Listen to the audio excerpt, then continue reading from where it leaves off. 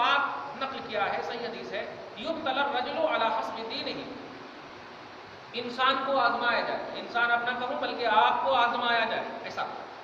آپ کو آزمایا جائے گا یا آپ آزمائے جائیں گے علی حسب دینہ،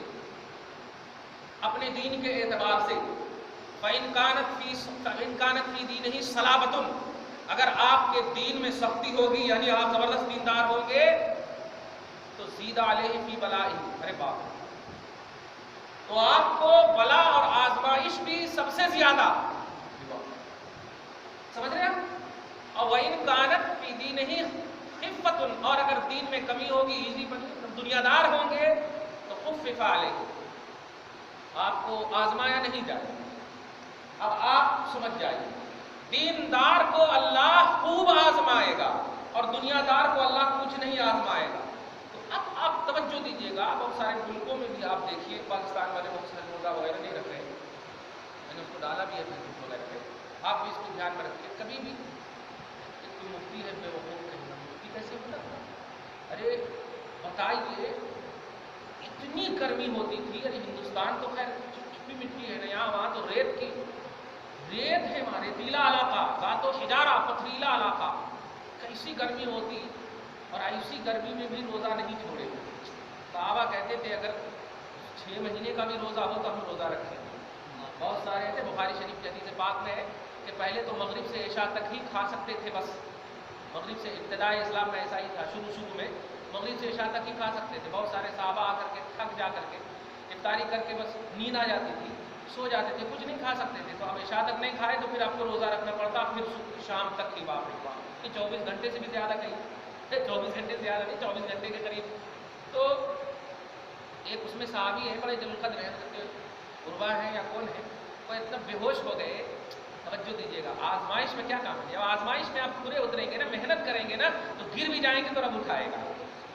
گر بھی جائیں گے تو رب اٹھائے گا، تو توجہ دیجیے گا، محنت آپ کی اگر اس میں مسلسل ہے، کنٹینیوٹی ہے اس میں، تو وہ صحابی، ایک صحابی بے ہوش ہوئے، بیمار،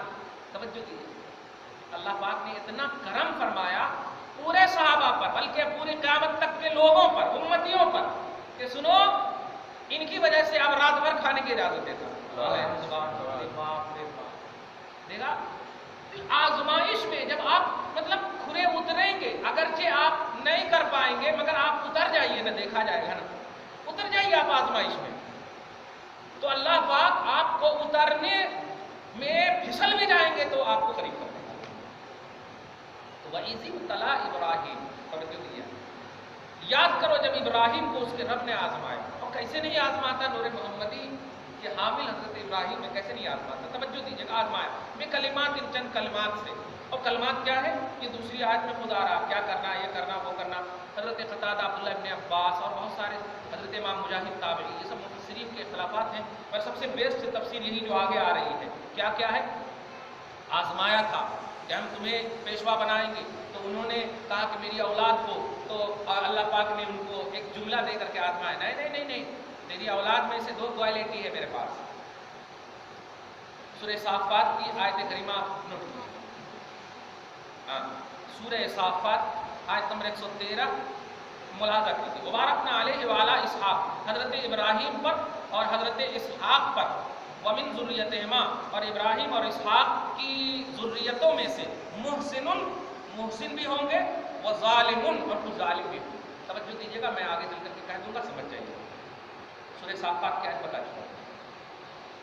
آزمایا چند کلمات سے، تو اب جب آزماتا ہے تو اب ایک چھوٹی سی بات ہے، آپ کو اگر گارڈ نے امتحان کا پرچہ دے دیا آپ کو ہاتھ میں، تو اب آپ گارڈ کو تکلیف گالی مت دیجیے، اب آپ پرچہ دے کے بس اب آپ کو حل کرنا ہے، تو مگر ہمارے بچے جو ہے ذرا بھی اگر نہیں تو وہ شروع کر دیتے، کتنا سخت بنایا نا، بتاتا ہوں ایسا شروع کر دیتے، لیکن نہیں، صحیح امتحان دینے والا وہی ہے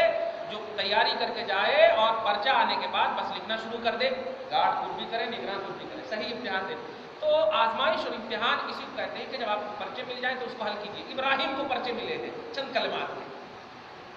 اللہ پاک تعالیٰ امتحان لے رہا تھا، تو اللہ پاک کے جلیل القدر نبی کیا کرے، فَأَتَمَّهُنَّ، تو جو سوالات تھے ان تمام سوالات کو پورا کر دیا حضرت ابراہیم کو، پورا کر دیا۔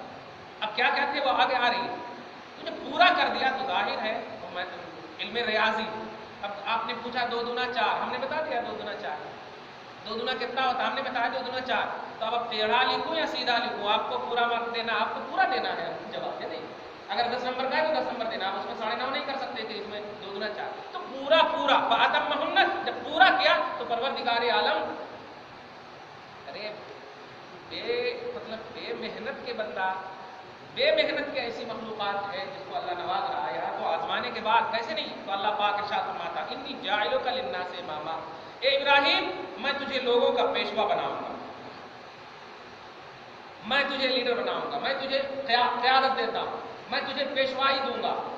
انی جاعلک للناس اماما, لوگوں کا پیشوا اور امام بناؤں گا. آج کے باپ ماں بھی سوچنا اور سمجھنا, دھیان دیں, آج کے باپ ماں, ہم لوگوں کے اولاد اگر تکلیف دیتی ہے تو ہمارے منہ سے بددعائیں نکلنے لگتی, یا پھر اپنے ان احسانات کو یاد کرنے لگتے.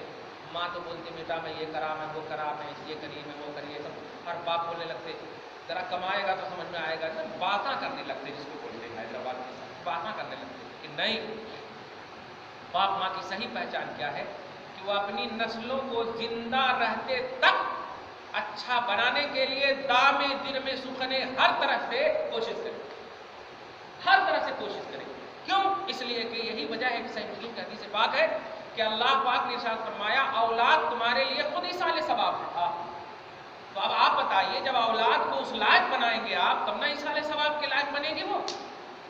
اور جب تک زندہ ہیں آپ, تب تک آپ ان کے, بس یہ ہے کہ نابالغ ہیں تو ان کو ان کے طریقے الگ ہوتے ہیں ٹریننگ کے, بالغ ہیں تو ان کے طریقے الگ ہوتے ہیں. ارے وہ ہونٹ, سبحان اللہ, توجہ دیجیے گا, وہ ہونٹ جس ہونٹ کو دعا کی قبولیت کی گارنٹی عطا فرمایا ہے مولا نے, وہ ماں کا ہونٹ ہے. تو اے ماں, جب تیرے ہونٹ کو دعا کی قبولیت کی گارنٹی دی ہے اور وہ بھی مولا نے دی ہے, تو اس ہونٹ کو حرکت کرنا بھی اگر ہے تو دعائے خیر میں کرنا. جب قبول ہوتی ہی ہے دعا, سمجھ رہے ہیں نا, تو بس دعا کیوں دے رہی ہے, بہو کی وجہ سے. اگر بیٹا آپ کو نہیں دیکھ رہا ہے, توجہ دیجیے گا, یا کسی وجہ سے نہیں دیکھ رہا, پیسے نہیں دے رہا, یہ نہیں دے رہا ہے, تو اپنے اس ہونٹ کا واسطہ دے جس ہونٹ کی قبولیت کی اللہ کے رسول نے تمہیں گارنٹی دی ہے. بس دعا مت دے, ورنہ اور وہ اپنی بہو کے, تیری بہو کے ساتھ رہے گا, اپنی بیویوں میں مگن رہے گا. دعا کر, اور اس طرح دعا مت کر کے وہ میرا بیٹا یہ اس طرح دعا کرے. اللہ, وہ ایک ماں بول رہی ہے جس ماں کی دعا کی قبولیت تیرے حبیب آدم نے دی, تیرے محبوب نے دی ہے, تو اس طرح دعا کرنی چاہیے. الٹا ہو جاتا ہے ہمارے ماں باپ کا یہ حال. لیکن حضرت ابراہیم نے جب کہا کہ میں تجھے لیڈر بناؤں گا, قائد بناؤں گا, پیشوا بناؤں گا, تو کیا ہونا چاہیے؟ حضرت ابراہیم کہتے ہیں وَمِن ذُرِّيَّتِي, اے اللہ میری اولاد, میری اولاد, جملے پہ غور کریں آپ, وَمِن ذُرِّيَّتِي, میری اولاد کو بھی بنائے گا. دیکھا آپ نے, من ذُرِّيَّتِي, پوری ذریت کو یاد کر رہے ہیں, میری ذریت کو بھی بنائے گا. تو اللہ پاک ارشاد فرماتا ہے لا ینال عہد الظالمین, میرا وعدہ ظالموں کو نہیں پہنچے گا. اب یہ بات کو سمجھنا ہے, اور 2 لفظ میں ہم آپ کو سمجھا دیں گے. حضرت ابراہیم کے 2 بیٹے, حضرت اسحاق اور حضرت اسماعیل. توجہ دیجیے, نسل اسماعیل جو ابراہیم سے آئی ہے, پروردگار عالم نے ان کی پاک دامنی اور حفاظت کی اپنے ذمے گارنٹی لے لی ہے. توجہ دیجیے گا, پارہ نمبر 22 کی آیت کریمہ ہے, ایک دو آیت کے بعد دیکھیں گے. انما یرید اللہ لیذھب عنکم الرجس اہل البیت, اے مصطفیٰ کے گھرانے والوں, اے نبی کے گھرانے والوں, اللہ کا یہ ارادہ ازلی ہو چکا ہے کہ وہ تمہیں ہر ظاہری اور باطنی ناپاکی سے پاک فرما دے. تو اولاد اسماعیل کی ذمہ داری اللہ نے اپنے اوپر لے لی ہے, سمجھ رہے ہیں آپ. مگر اسحاق کی جو نسلوں سے, یعقوب کی جو نسلوں سے, یوسف کی جو نسلوں سے, توجہ دے رہے ہیں آپ, دوسرے لفظ میں کہوں جو ان کی نسلوں سے جو یہودیاں پیدا ہو رہے ہیں, توجہ دے رہے ہیں آپ, ان کی گارنٹی نہیں لیا. قرآن پاک حق سمجھ میں آ گیا ہوگا سورہ صافات کہ برکت تو ہم نے ابراہیم پر رکھی ہے, برکت ہم نے اسحاق پر رکھی ہے, مگر ان کی ذریتوں میں جو محسن ہے ان پر برکت رکھی, اور جو ظالم ہے ان پر برکت نہیں. آگے سمجھ میں, تو ومن ذریتی سے کہا ضرور ہے کہ میری ذریت, اور ابراہیم کی ذریت اسحاق اور اسماعیل دونوں تھی نا.